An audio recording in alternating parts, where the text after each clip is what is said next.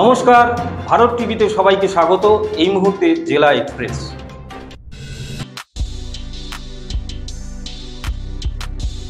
আচমকা ঘূর্ণিঝড়ে লন্ডভন্ড চোপড়া ব্লকের ঘিরনিগাঁও গ্রাম পঞ্চায়েতের একাধিক গ্রাম ক্ষতিগ্রস্ত, বহু বাড়িঘর, বৈদ্যুতিক খুঁটি উপড়ে পড়ে বিদ্যুৎ সংযোগ বিচ্ছিন্ন হয়ে পড়েছে।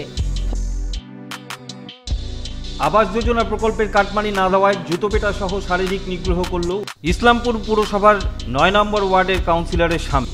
অভিযুক্তের বিরুদ্ধে ইসলামপুর থানায় লিখিত অভিযোগ করলেন উপভোক্তা। ঘটনার কথা অস্বীকার করেছেন কাউন্সিলরের স্বামী। বিশ্ব সংবাদ কেন্দ্রের তরফ থেকে বৃহস্পতিবার দুপুরে রায়গঞ্জের উত্তর দিনাজপুর প্রেস ক্লাবে নারদ জয়ন্তী উপলক্ষে সাংবাদিকদের সংবর্ধিত করা হয়।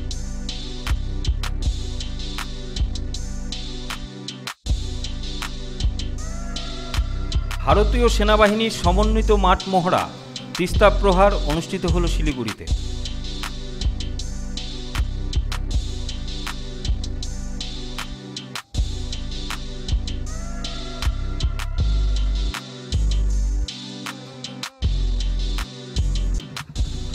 পথ দুর্ঘটনাকে কেন্দ্র করে উত্তেজনা উত্তর দিনাজপুরের করণদিঘি থানার টুঙ্গিদিঘিতে।